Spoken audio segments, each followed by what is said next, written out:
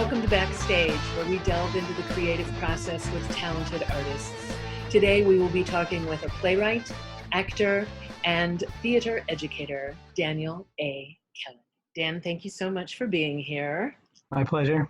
I'm really excited about having this conversation with you because I think it's quite remarkable that in your work in theater is usual in that we love theater and we decide we want to be an actor. Oh, and I want to be a director. And oh, maybe I want to be a playwright. Not that any of those things are easy to do, but that's kind of, that happens, you know. What I am surprised about with you and what I would really like to focus on today is, as a playwright, you have written plays that do not deal directly with your culture.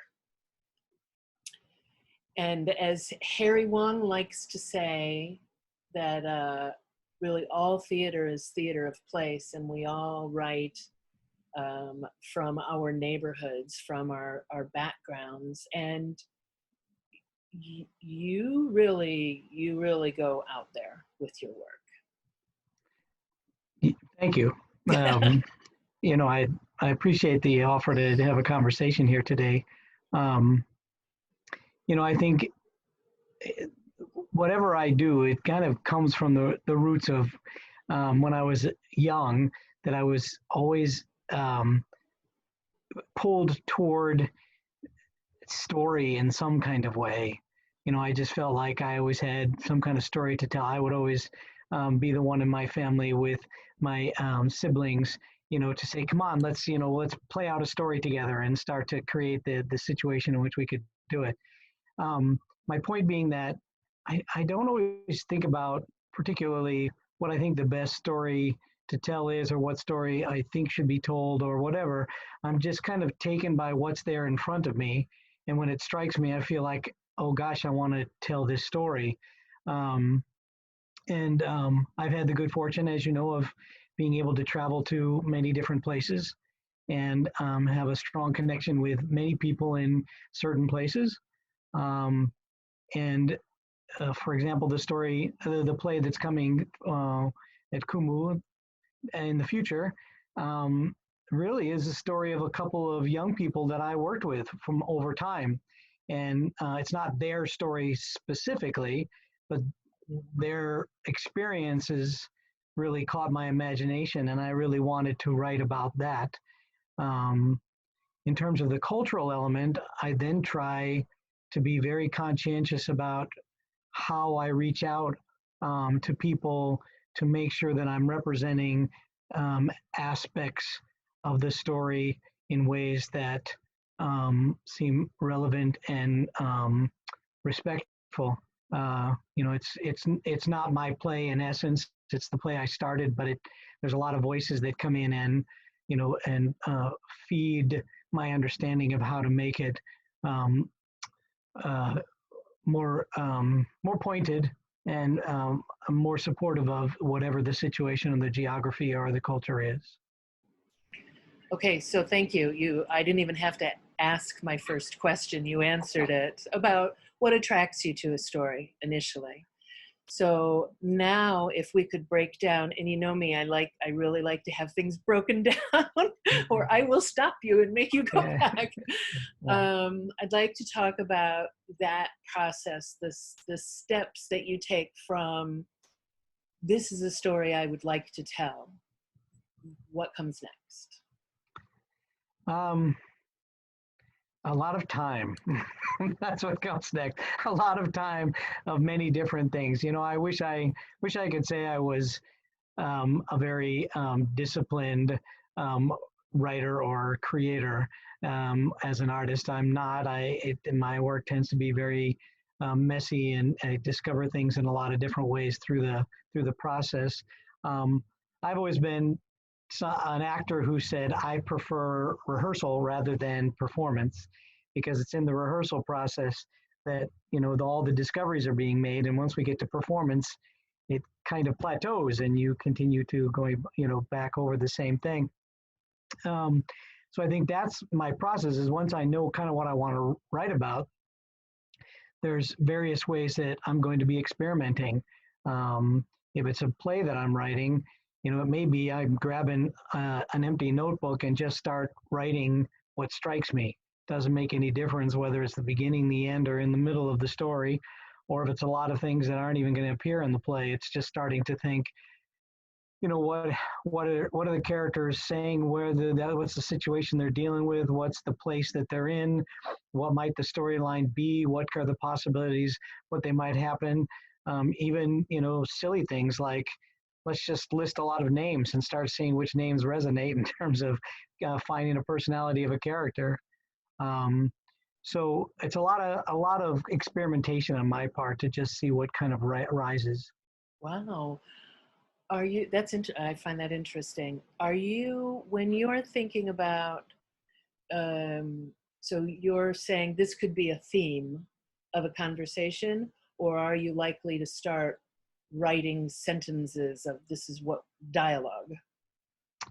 I think if it comes down to thematic things, that's kind of stuff that rattles around inside my imagination, as opposed to getting down on paper for the most part. What I get down on paper is more going to be what's actually coming out of people's mouths. The challenge I have for myself is I would love to be able to start at the beginning of a conversation and roll to the end of it. And I always find myself starting, you know, mid-conversation. I have to kind of let it, you know, kind of get fill it in both at the back end and the front end, and kind of figure out how does it become a full conversation in some way.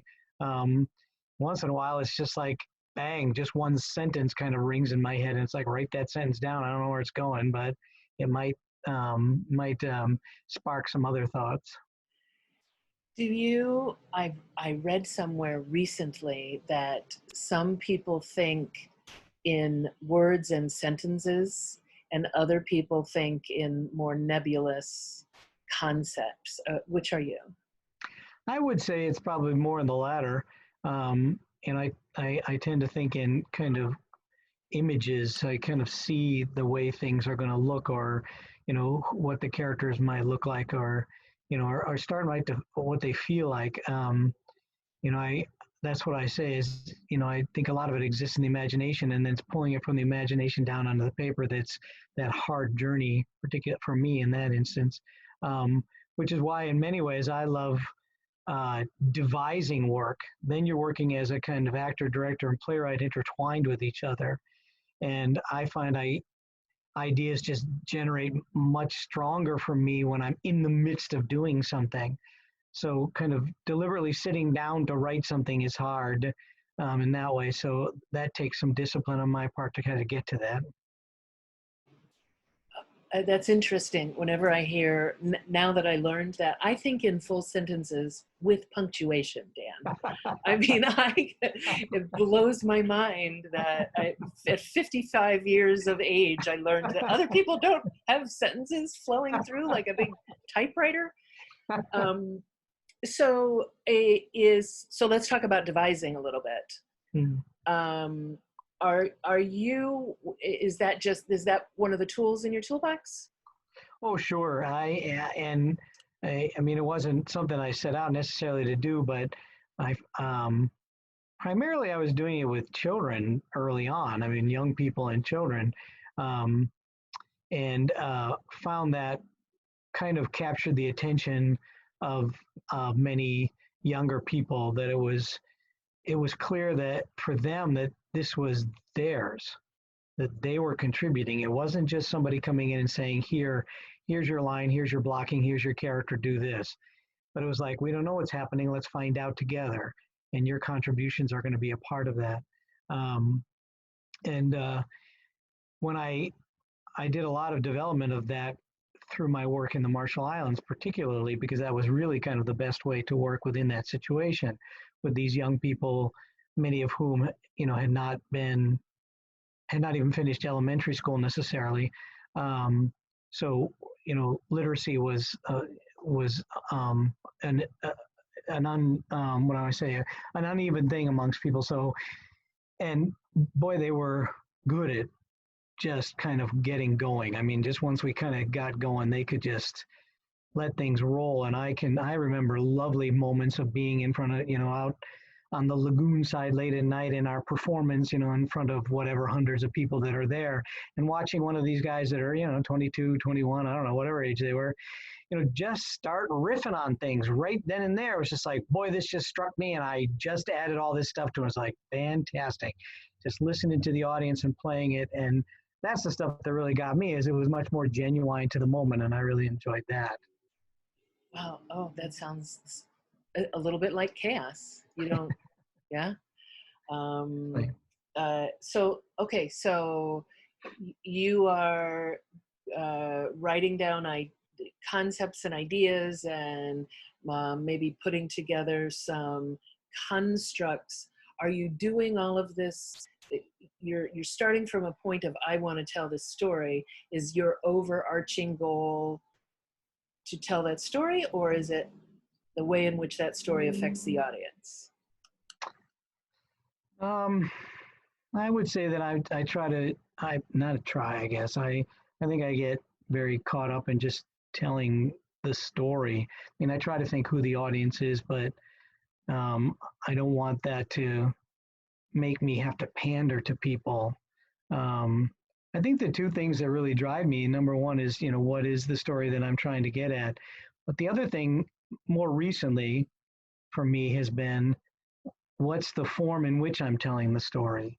Because I've become much more engaged in how I can theatrically present the story. I'm not interested in doing, something that could be done on TV or in film. I really want to use the medium of the stage in its glory, and so purposely try to say I want to use this structure or this idea, something that I think probably could only really exist in the theater, and challenge myself to utilize that imaginative quality that's within the theater to help tell the story. Can you give us an example of what that might be, something that only works in the theater? Sure. I wrote this 2-actor play. Actually, I guess I'm still writing in many ways, but it's intended more for kind of high school age. It's about a young girl, and then she interacts with several other characters: her father, a best friend, a girl that's a rival, a pop icon. And what I decided early on was this play was really about self-identity. This girl was trying to find her identity through her extreme love of this pop icon. So because it was about self-identity, I decided that the other characters would all be played by one actor. And that actor then would be both male and female, could be old and young, just kind of the kind of things that actors like to do. But I wanted this idea that all these characters have an aspect of this one actor, so that we see how people are trying to define who they are in multiple ways. Wow, that is a really beautiful example. Thank you. Okay, so you want to bring people to the story through the really unique conduit of theater, and you have all of these elements, and then what? Then it's making a lot of mistakes. I think that more than anything else, it's just kind of trying to figure out, because what lives in my head and what goes down on the paper, when I start to lift it off the paper to share with other people, it's like, that doesn't work. That didn't go the way I hoped. That's not really landing well. But at the same time, I try to get the opportunity to at least have things live either in my voice or other people's voice in some way, to just see what lands with people. That it's not always my determination of what's going to be the best thing for the play, but kind of where people respond the most.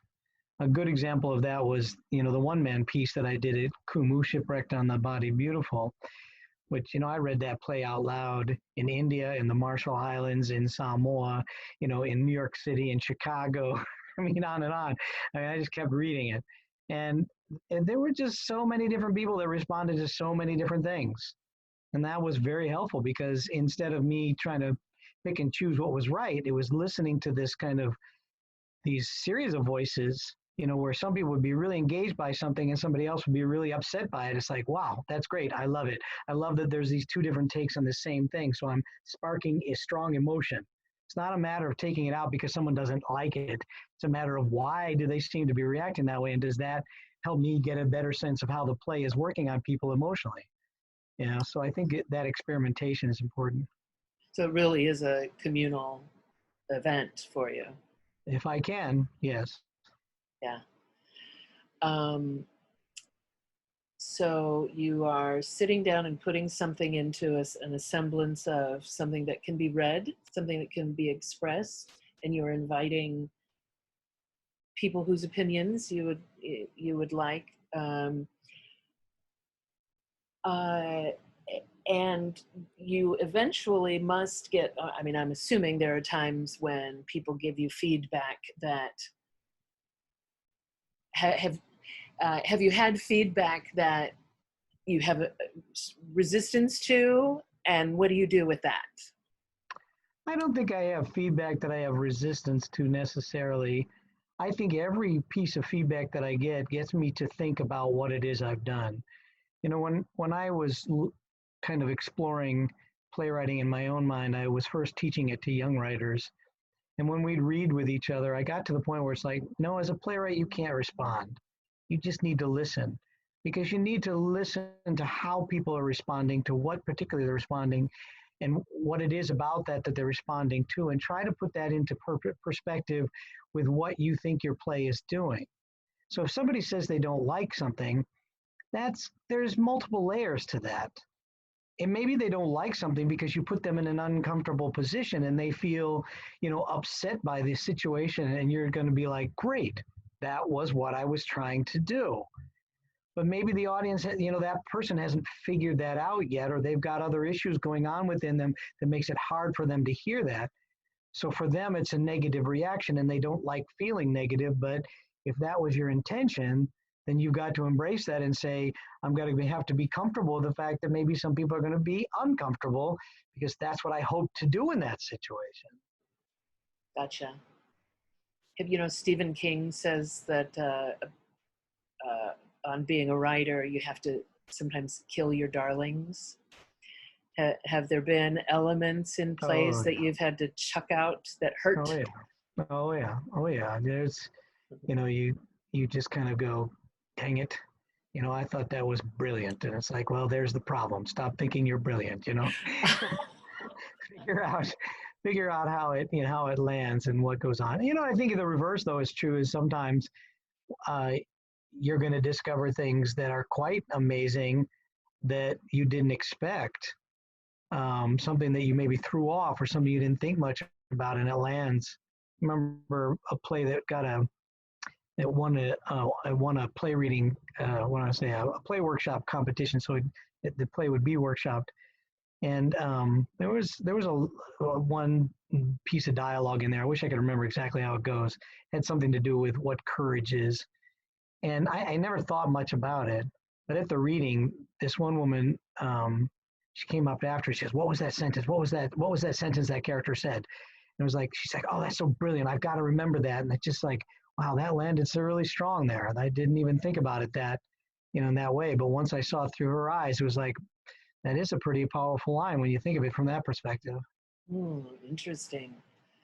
Well, yeah, because it's really, it's always about us, the viewer, when it comes down to it.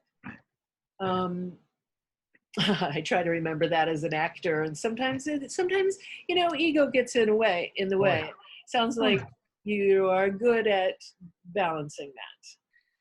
Well, I think you got to take it all in perspective. I mean, I've been fortunate to have a few things done as a playwright. I'm not an accomplished playwright by any stretch of the imagination, but I found homes for a few things that have been very lovely. So I just try to go, look, if the ego gets in the way, I'm never, many years ago at HTY, our artistic director decided to do this one play.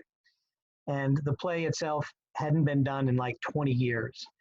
And the director wrote to the playwright and said, here's what I'd like, to adjust. And that playwright was just like adamant, you can't do that. You can't change this yet. And I just thought, you haven't had this play done for 20 years. Why are you fighting somebody who wants to do it? Open up a little bit and just let yourself kind of go with the flow there. Yeah, still probably takes some discipline to do that, I'm sure. Oh, sure.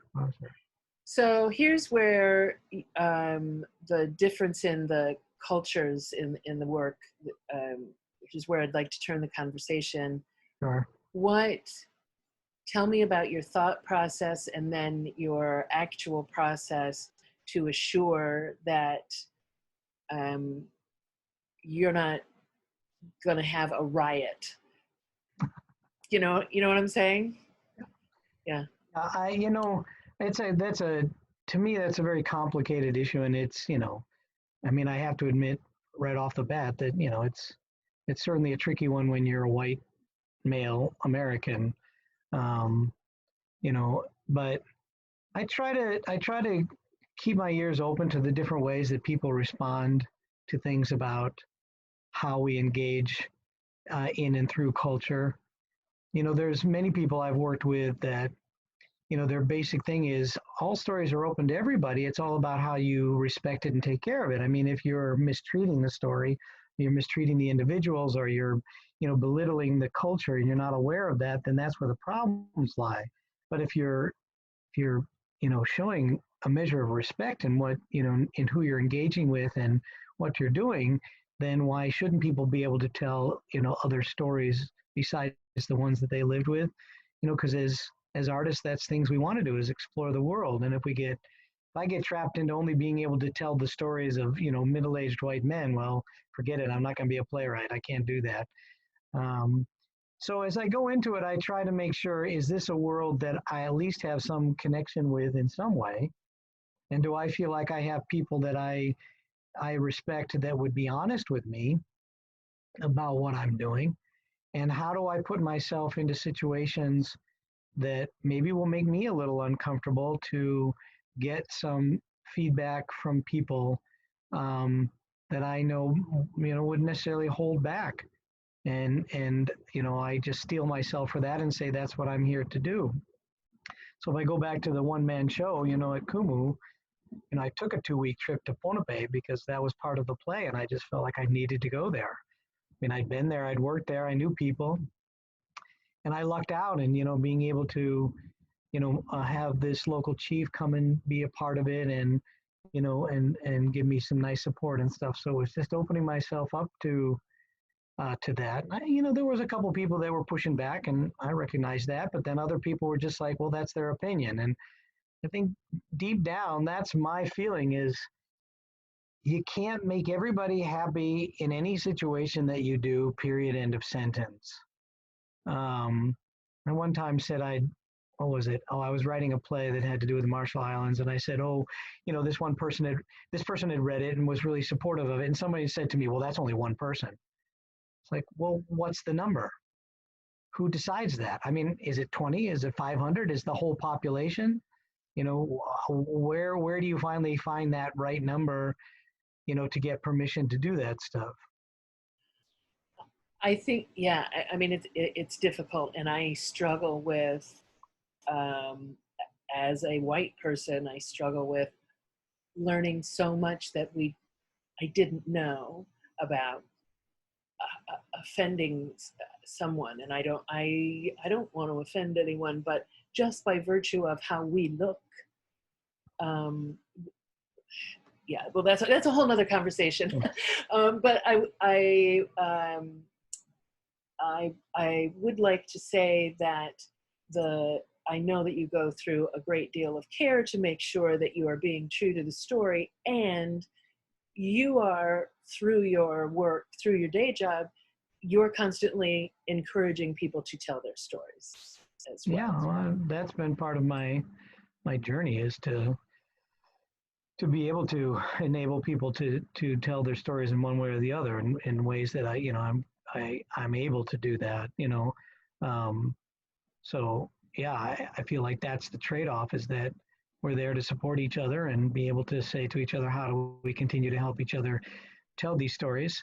And, I'm completely ready to just say, look, if somebody else is going to step into that area that I was working in, I'm ready to step back. I'm fine. I can go another direction. I'm not trying to take over other people's stories or whatever. I'm just writing stories that mean something to me, to honor the people that I know and have worked with. And if I need to move on, I'll move on to something else. That's fine. You're not script blocking anybody? Hold on. No. Okay, so you've created a script, and you've gone through a lot of gone through your process enough to feel like here is my script, and the script goes into rehearsal, and you're not the director. How involved are you in it at that point? Well, it would be nice to say that I've had that experience so many times that I have a real way of doing things, but I'm still very much in the early stages of having productions. And most, believe it or not, at this point, the majority of productions that have happened, of plays that I've written, have actually happened without me there, because there's a handful of published plays that I have that have been produced here and there a little bit. So I haven't had a lot of experience yet, just by happenstance, with me being present the whole time. I've been through a couple of play workshop processes on the mainland with a couple of plays, and I I really try to tell everybody, look, I'm not here to tell you you're doing it right or wrong. I'm here to learn from this process. And I think that has to do the same with production. It's just like I want to kind of learn from this, and I hope that I can contribute by providing clarifications and adjustments that will help the play and help the artists work on it. But I'm not there to direct it or act it, so I'm going to be surprised, hopefully pleasantly, by what some people bring to it, and try to learn from that. The one thing I try to tell playwrights that I've worked with that have been disappointed in their productions is like, hey, that's a production. It comes and goes. This is your play. It stays forever. So if if that production didn't work for you, it's not the end of the world, because your play is going to keep living, and you'll be able to see it done in other ways, other places. Do you have any habits while you're writing that people might find surprising while you're writing, assembling? Oh, how much I procrastinate, how much, I stop and stare at the screen, how much time I probably yell at the screen, which I should be doing, but the frustration of something not coming out the way you hoped it would be. I don't know, I imagine that, writers work in very different ways from each other.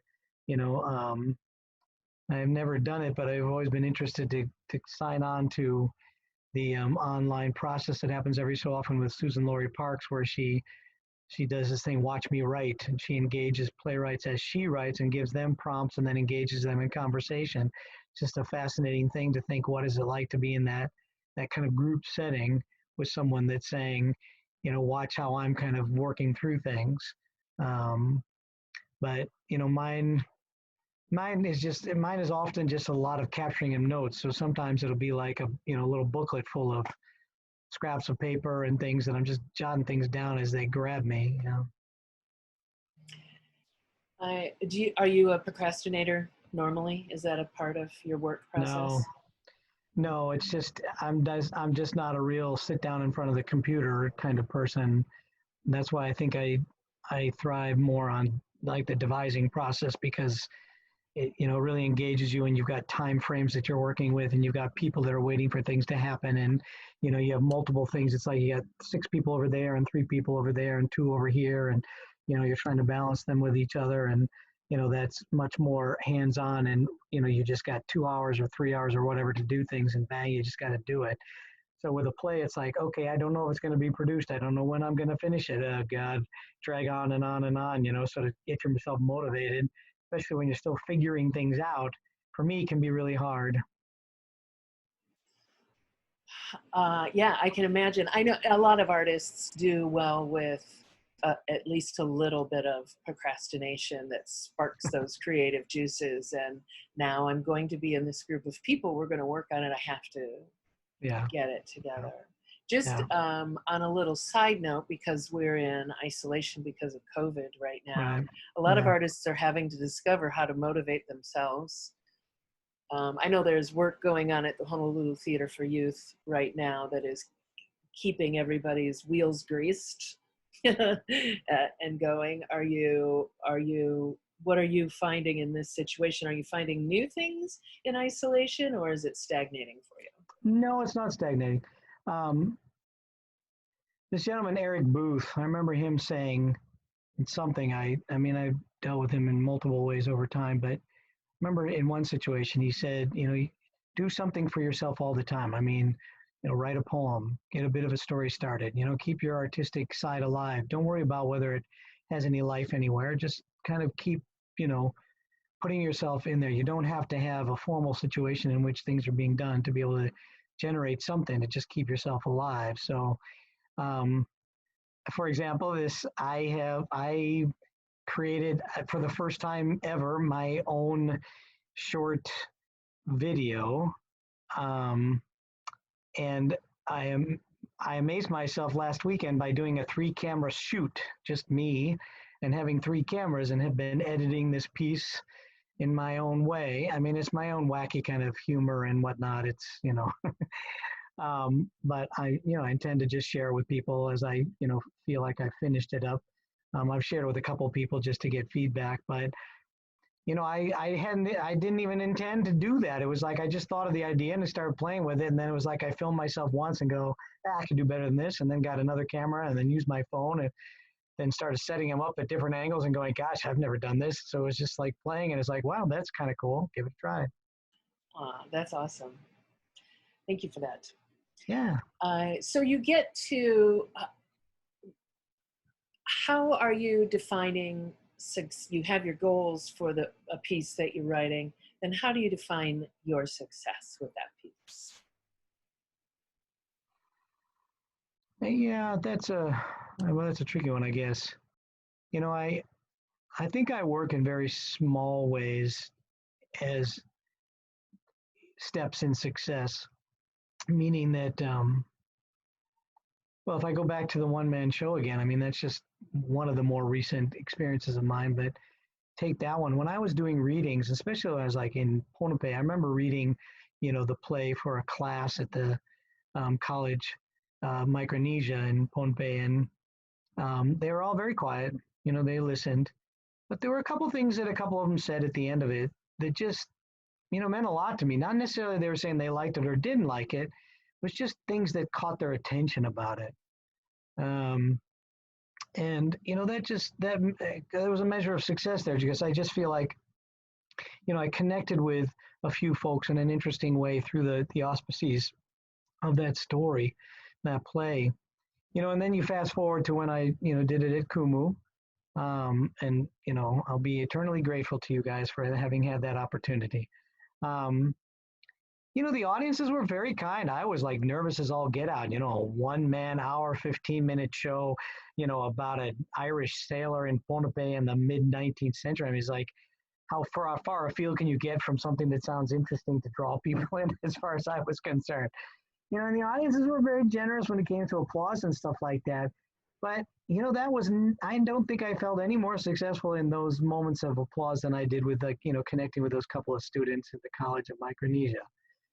So I think it's probably that word connection is just when the artistic property allows there to be a connection amongst folks, in whatever frame or place or time that is. I feel like that's the measure of success. So it might be one, it might be 1,000, but it's that connection that's kind of the key piece. That's interesting. As a performer, I totally get what you're saying. And as a playwright, when you are able to be there, yeah. Yeah. But I've been amazed working at Kumakuhua Theater. And by the way, it was our pleasure to present that show. I thought that show was really amazing on every level, Okay. honestly. I'm Okay. not just blowing sunshine up your skirt. But I have been, before I came at Kumakuhua Theater, we usually our works are world premieres and or at least new in their lifespan. And I've been amazed at how many playwrights I've met through the theater who will travel to see their show and continue going. And Oh, I hadn't thought about it before, but I get it. That's still your piece, yeah. and it Yeah. must be hard to look at a printed script and say, "Yep, success." When you are a Yeah. theater artist of many different aspects. Yeah, you know, it reminds me many years ago when I was teaching playwriting at HTY for the high school students, this one young woman who had never done any kind of work like this whatsoever. And I still to this day don't know why she signed up for the playwriting class, but she wrote a variety of scenes that were really influenced by her own life. And she didn't know what she was writing. She was just writing these scenes. And again, we found a way to connect it together to make a play out of it. And then she was selected by the young playwrights in New York to have her play done over there. And but by happenstance, they just had some financial problems. So instead of productions, they worked with the students to stage a number of fundraising events. And one of them was they had a talk back with a variety of well-established playwrights. So like Wendy Wasserstein and forgetting who, Mark Weller, Michael Weller, a variety. I wish I could think of all of them. And of course, this young playwright, she didn't know from Adam any of them. So it didn't mean much to her in terms of who they were. But the fundraiser was such that an audience could pay to see it. The playwrights spoke, and the young playwrights were the only ones allowed to ask questions. And our young playwright remained quiet until close to the end. And she just raised her hand and she goes, "How do you know when your play is done?" And like every playwright in that room was like, "Oh God, oh my," and just like was like, "Never, I hate it, I can't. It's only when it's a deadline." I look at my published plays and go, "Oh, why did I write that? I could have blah blah blah." It's just interesting that she hit right on the nerve center of this idea of, when do you let go of a play? Can you? Is that ever even a possible thing to do other than just not being there when it's going on? Yeah, I can only imagine. I gave a friend a painting once that she hung on the wall in her office, and I snuck into the office one night because it was driving me crazy. There was something I just had to change in the painting. Right. That's funny. Is That's there funny. anything else about the process you would like to talk about, Dan? Um, no, I guess, I think that, like I said earlier, I do enjoy the process. And, so I think I've put myself in a lot of places where I can really kind of share that joy with younger artists, that it's not always that I'm not on the journey of like how I can establish myself as, a leading artist per se, even if I was capable of it, I suppose. But, that being able to create with people that are still new to it and discovering so many things just keeps reminding me of the power of where the arts belong. I'm not one to be really thrilled by going to be seeing a slick, high paid show. I mean, it gets fine, And if I see Hamilton in my life, great. If I don't, I'm not going to worry about it. Um, I'm sure it'd be a great experience. But if I had my choice, I'd probably go to India and work with a group of, 14-year-olds that are living in, difficult situation, and allowing them the joy of, discovering their own creative side to be able to find a voice to speak out to the world about, themselves and, what means something to them.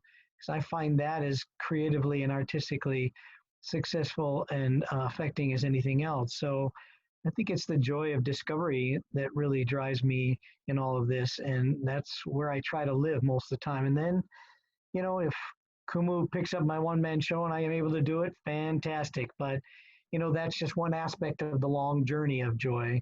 And that's what's important, I think, to me, is to enjoy that experience from the point you start to the point you finish. Really nicely put. And that was a beautiful way to wrap up the conversation, Dan. Thank you for that. Thank you very much for being here. I always enjoy our conversations. Thanks for this deep dive into your work as a playwright. All right. Thank you so much. I appreciate it. Thanks. Bye-bye.